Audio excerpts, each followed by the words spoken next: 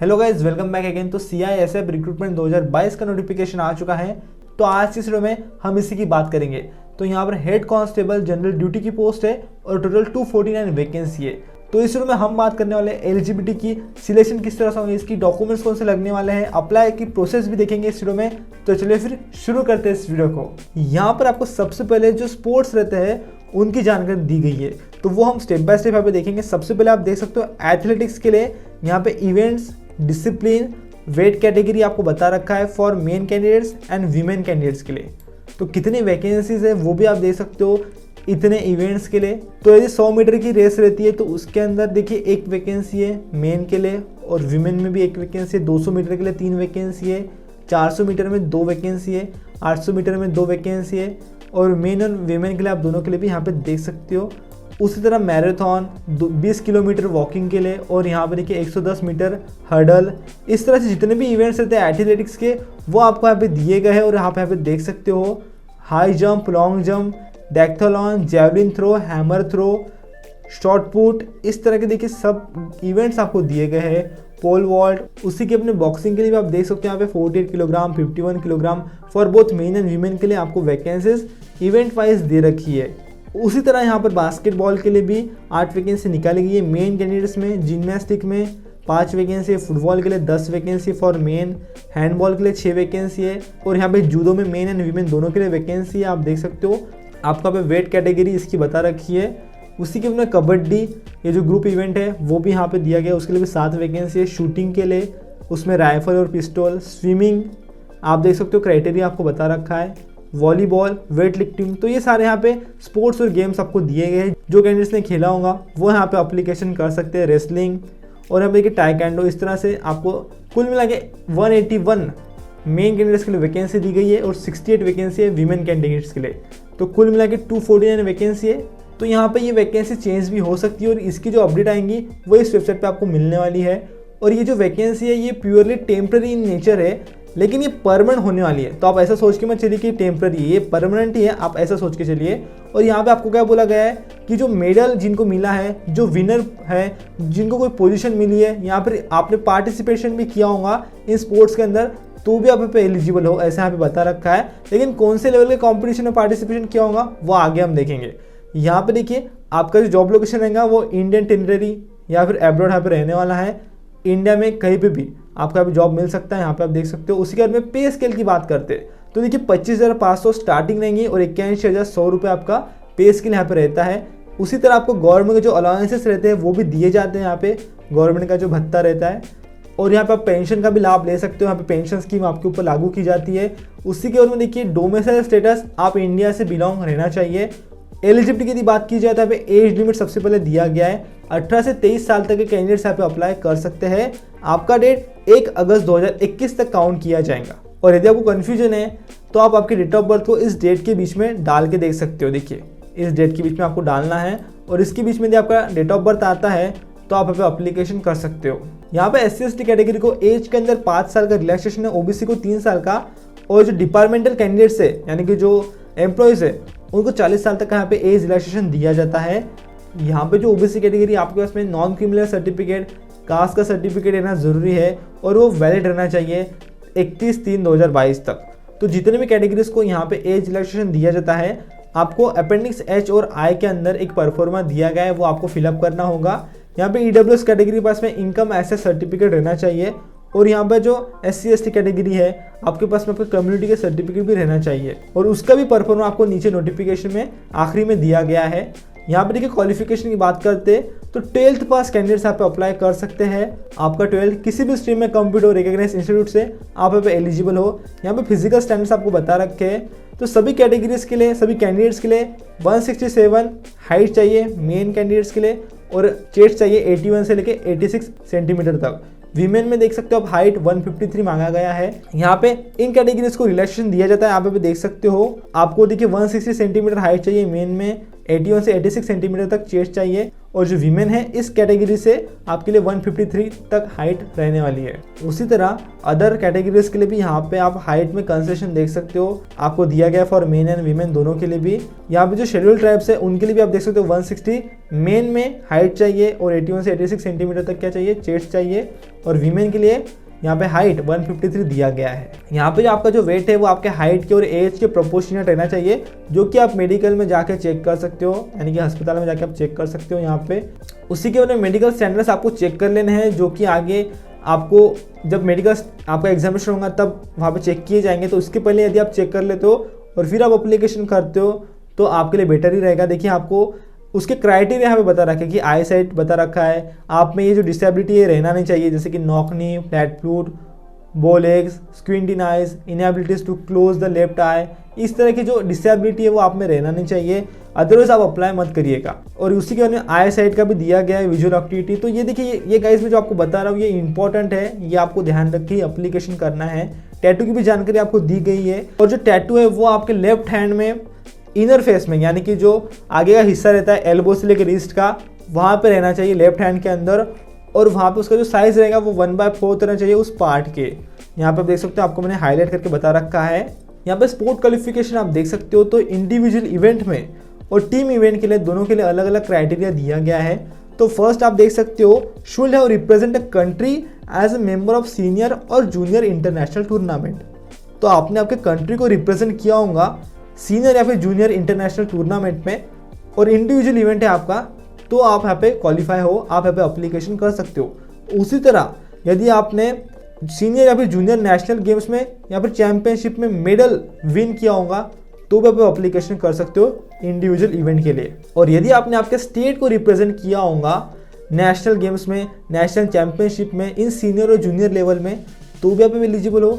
और यदि आपको कोई मेडल मिला है ऑल इंडिया इंटरयूनिवर्सिटी चैंपियनशिप में तो भी आप अप्लीकेशन कर सकते हो। या फिर आपको गोल्ड मेडल मिला है नेशनल स्कूल गेम्स में, चैंपियनशिप में, तो भी ये देखिए इंडिविजुअल इवेंट के लिए आप एलिजिबल हो। उसी के बाद में टीम इवेंट्स के लिए आप देख सकते हो, आपने यदि कंट्री को रिप्रेजेंट किया होगा सीनियर और जूनियर इंटरनेशनल टूर्नामेंट में, यहाँ पे आपके पास में कोई मेडल रहता है, आप मेडल जीते हुए नेशनल कॉम्पिटिशन एट सीनियर और जूनियर लेवल, या फिर आपने आपके स्टेट को रिप्रेजेंट किया होगा नेशनल गेम्स के अंदर, चैंपियनशिप इन सीनियर और जूनियर लेवल, ये सिंपली स्टेट कैंडिडेट्स के लिए जिन्होंने स्टेट खेला है उनके लिए ये टीम इवेंट में। या फिर आपको मेडल मिला है ऑल इंडिया इंटरयूनिवर्सिटी चैंपियनशिप में, या फिर आपको गोल्ड मेडल मिला है नेशनल स्कूल गेम्स में, चैंपियनशिप में, तो भी यहाँ पे टीम इवेंट के लिए आप एलिजिबल हो, आप अप्लीकेशन कर सकते हो।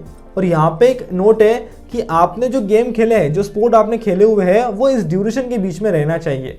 ये बात यहाँ पे आप देख सकते हो, ये बहुत ज़रूरी है। इस पीरियड के दौरान आपने यदि ये गेम्स खेले होंगे और इस दौरान आपको कोई कॉम्पिटिशन में कोई पार्टिसिपेशन का या फिर किसी का भी कोई मेडल या फिर कोई पोजीशन हासिल हुई होंगी, तो आप यहाँ पे बिंदास होकर अप्लीकेशन कर सकते हो, लेकिन इस ड्यूरेशन के बीच में चाहिए। देखिए टूर्नामेंट, कॉम्पिटिशन, गेम आपने इस ड्यूरेशन के बीच में खेला होगा, आप एलिजिबल हो। यहाँ पे नोटिफिकेशन में आपको कंपटीशन के हिसाब से जो फॉर्म रहते हैं वो दिए जाते हैं, उसका परफॉर्म आपको नोटिफिकेशन में दिया गया है सबसे नीचे, वो मैं आगे आपको बता दूंगा। लेकिन कौन से लेवल के कंपटीशन को कौन सा फॉर्म भरना है वो आपको मैं बता देता हूँ अभी। तो यदि इंटरनेशनल कंपटीशन है तो उसके लिए देखिए ये ऑथोरिटीज़ का नाम यहाँ पे आपको दिया गया है। ये ऑथोरिटीज़ आपको सर्टिफिकेट देती है, उनकी सिग्नेचर रहती है उसके ऊपर। तो देखिए ऑथोरिटीज़ का यहाँ पे नाम दिया गया है। ये इंटरनेशनल के लिए, नेशनल के लिए भी आप देख सकते हो। उसी तरह इंटर यूनिवर्सिटी टूर्नामेंट्स के लिए, और जो नेशनल स्पोर्ट्स है, गेम्स फॉर स्कूल्स है, यानी कि स्टेट लेवल की जो स्कूल की गेम्स है, उनके लिए आप देख सकते हो ये जो है ये ऑथोरिटीज़ के नाम यहाँ पे आपको दिए गए हैं। ये इनकी साइन आपके इसमें रहना चाहिए। जो भी हॉकी ऑफिसर रहेंगे डीएसओ के, वो वहाँ पे साइन कर देते हैं। उसी के बाद में जो फिजिकल एफिशिएंसी ड्राइव है, आपके लिए भी जो ऑथोरिटी अवार्डिंग सर्टिफिकेट है उनके यहाँ पे इंफॉर्मेशन दे रखी है। अपेंडिक्स ABCDE में आपको इसके परफॉर्मा मिल जाएंगे। तो गाइस बात करते हैं सिलेक्शन प्रोसेस की, तो यहाँ पे आपका सिलेक्शन 4 स्टेप में डिवाइड है। यहाँ पे सबसे पहले फिजिकल स्टैंडर्ड टेस्ट आपकी होने वाली है, यानी कि PST, जिसमें कि आपका सबसे पहले बायोमेट्रिक आइडेंटिफिकेशन वो करते हैं, और यानी कि आपकी हाइट, चेस्ट, आपका वेट वो चेक करते हैं, और उसमें यदि आप फिट हो जाते हो तो आप यहाँ पे आगे के डॉक्यूमेंटेशन के लिए फिट हो जाओगे, यानी कि आपके डॉक्यूमेंट वेरिफिकेशन के लिए आप यहाँ पे आगे चले जाओगे। और यदि आपको रिजेक्ट करते हो और आपको लगता है कि आप यहाँ पे फिट हो लेकिन वो गलती हो रही है उनकी तरफ से, तो आप क्या कर सकते हो, फिर से उसी दिन अपील कर सकते हो। तो आपको एक और चांस यहाँ पे दिया जाता है, आप अपील कर सकते हो। ऐसा यहाँ पे दिया गया है। यहाँ पे देखिए डॉक्यूमेंटेशन की बात कर लेते हैं तो देखिए आपको ओरिजिनल डॉक्यूमेंट्स और जो जितने भी सर्टिफिकेट्स है एजुकेशन के, कास्ट के और जो फॉर्म्स है जो मैंने आपको बताया था इसके पहले, और हाइट रिलैक्सेशन के सर्टिफिकेट, आपकी कैटेगरी के सर्टिफिकेट, वो सारे डॉक्यूमेंट्स आपको यहाँ पे ओरिजिनल लेके जाना है और वो यहाँ पे चेक होने वाला है। यहाँ पे देखिए उसी के ऊपर ट्रायल टेस्ट होंगी आपकी जो कि 20 मार्क्स की रहती है, जिसमें कि स्पोर्ट इवेंट रहता है जो कि आप खेलते हो वो आपको परफॉर्म करना होता है ट्रायल टेस्ट के अंदर। यहाँ पे मिनिमम कट ऑफ मार्क्स चाहिए ट्रायल टेस्ट के लिए, वो है 10 मार्क्स। तो आपके इवेंट्स में मिनिमम 10 मार्क्स चाहिए आपको, यदि ये भी मार्क्स आपको मिलते नहीं है तो आपका पे रिजेक्ट कर दिया जाएगा। यहाँ पे यही बता रखा है। उसी के बाद प्रोफिशिएंसी टेस्ट होती है आपकी जो कि रहती है 40 मार्क्स की, और वो भी आपके स्पोर्ट के इवेंट के ऊपर ही रहती है जो कि आप खेलते हो, और उसमें 20 मार्क्स कट ऑफ है। आपको 20 मार्क्स चाहिए क्वालिफाई करने के लिए, और यहाँ पे आपको एडिशनल 10 मार्क्स तो मिल ही जाते हैं आपके सर्टिफिकेट को देखते हुए। जो स्पोर्ट्स सर्टिफिकेट आपके पास में अचीवमेंट को देखते हुए आपको 10 मार्क्स एडिशनल यहाँ पे मिल जाते हैं इस टेस्ट के अंदर। और फिर आपका ये जो चारों पार्ट मैंने आपको बताया इसके बेसिस पे एक फाइनल सिलेक्शन लिस्ट लगाई जाती है जो कि इनके वेबसाइट पे पब्लिश होने वाली है, और उसके बारे में कैंडिडेट्स को यहाँ पे सिलेक्ट किया जाता है। तो यहाँ पे जो सिलेक्शन होता है वो कई तरह के क्राइटेरिया के ऊपर बेस होता है। यहाँ पे एज को भी देखते हैं, यहाँ पे मार्क्स को भी देखते हैं, यहाँ पे आपके स्पोर्ट क्वालिफिकेशन में अचीवमेंट्स को भी देखते हैं। इसकी बेसिस पे आपकी फाइनल मेरिट लिस्ट लगाई जाती है और वो इस वेबसाइट पे आ जाएंगे और फिर आपको पता चलेगा। लेकिन अभी आपको क्या करना है, अभी आपको अप्लीकेशन करना है, अभी इसके ऊपर आपको फोकस करना है आपके फिजिकल स्टैंडर्ड के ऊपर और बाकी सभी एग्जाम्स के ऊपर। यहाँ पे फाइनली आपका मेडिकल एग्जामिनेशन होता है जिसकी इन्फॉर्मेशन आपको बता दी थी, वो आपको पहले ही अस्पताल में जाके चेक कर लेना है, अदरवाइज यहाँ पे वो आपको रिजेक्ट होने का कारण बन सकता है। यहाँ पे देखिए अप्लीकेशन की बात कर लेते हैं तो अप्लीकेशन ऑफलाइन आपको करना है। अप्लीकेशन फॉर्म दिया गया नोटिफिकेशन में, आपको अप्लीकेशन करते वक्त 100 रुपये यहाँ पे पोस्टल ऑर्डर के थ्रू, डिमांड ड्राफ्ट के थ्रू सेंड करना होगा। तो स्टेट बैंक ऑफ इंडिया के थ्रू आप डिमांड ड्राफ्ट करिएगा, अदरवाइज किसी के अलावा यहाँ पे चलने वाला नहीं है। सिर्फ डिमांड ड्राफ्ट आपको स्टेट बैंक ऑफ इंडिया से ही करना है, या फिर आप पोस्टल ऑर्डर कर सकते हो। यहाँ पे आपको डेट बता रखी लास्ट डेट, तो लास्ट डेट पेमेंट करने की वो है 31 मार्च 2022 शाम के 5 बजे तक। और जो नॉर्दर्न ईस्ट रीजन से कैंडिडेट्स आते हैं उनके लिए 7 अप्रैल 2022 ये लास्ट डेट है 5 बजे तक। और जो SC ST और फीमेल कैंडिडेट्स हैं आपको कोई भी पेमेंट यहाँ पे करना नहीं है, लेकिन जो अदर कैटेगरीज है आपको यहाँ पे 100 रुपये पोस्टल ऑर्डर के थ्रू यहाँ पे डिमांड ड्राफ्ट के थ्रू पे करना पड़ेगा।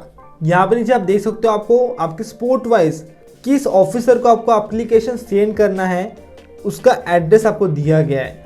तो ये जब आप post office through address send करोगे ऑर्डिनरी पोस्ट के थ्रू, तब आपको उसका एड्रेस दिया गया है। यदि आप एथलेटिक्स से बिलोंग करते हो तो आपको इस ऑफिसर को यानी कि इस एड्रेस पे आपको आपका एप्लीकेशन सेंड करना होगा। और जो पोस्टल ऑर्डर है या फिर डिमांड ड्राफ्ट है वो आपको यहाँ पे करना होगा इस नाम से, और उसका भी एड्रेस आपका पे दिया गया है पूरी तरह से आप देख सकते हो। तो ये जानकारी आपको पेमेंट करते वक्त लगने वाली है और एप्लीकेशन सेंड करते वक्त लगने वाली है। आपके स्पोर्ट वाइज आप देख सकते हो बॉक्सिंग के लिए दिया गया है, उसी के बाद में बास्केटबॉल के लिए, जिम्नास्टिक के लिए, फुटबॉल के लिए, सभी गेम्स के लिए यहाँ पे दिया गया है। हॉकी, हैंडबॉल, जूडो, कबड्डी और यहाँ पे shooting, swimming, volleyball, weight lifting, wrestling, taekwondo, सभी गेम्स के लिए यहाँ पे आपको एप्लीकेशन सेंड करना है और ये पेमेंट क्राइटेरिया के लिए है।